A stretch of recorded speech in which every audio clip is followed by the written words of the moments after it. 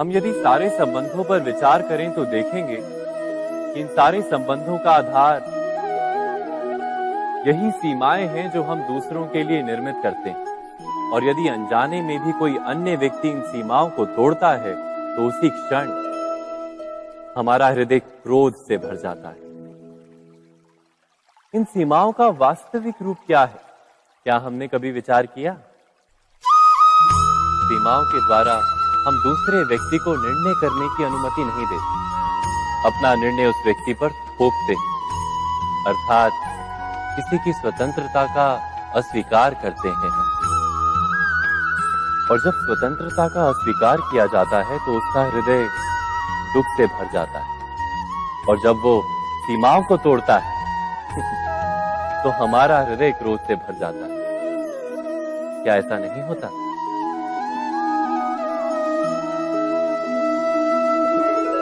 पर यदि एक दूसरे की स्वतंत्रता का सम्मान किया जाए तो किसी मर्यादाओं या सीमाओं की आवश्यकता ही नहीं होती।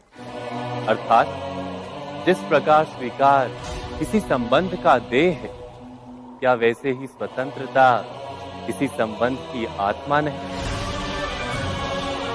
स्वयं विचार कीजिए। सबके जीवन में ऐसा प्रसंग अवश्य आता है कि सत्य कहने का निश्चय होता है हृदय में, किंतु मुख से सत्य निकल नहीं पाता। कोई भय मन को घेर लेता है। किसी घटना अथवा प्रसंग के बारे में बात करना, या फिर स्वयं से कोई भूल हो जाए उसके बारे में कुछ बोलना, क्या ये सत्य है?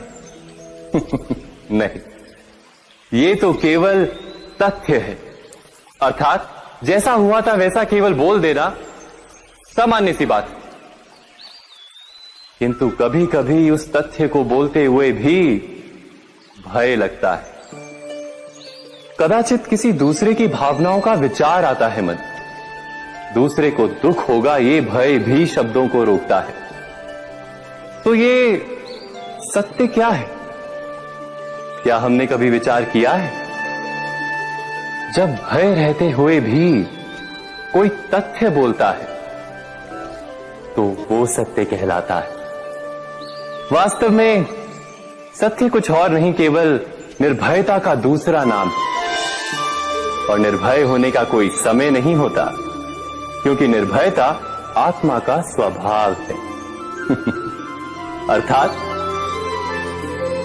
क्या प्रत्येक क्षण सत्य बोलने का क्षण नहीं होता?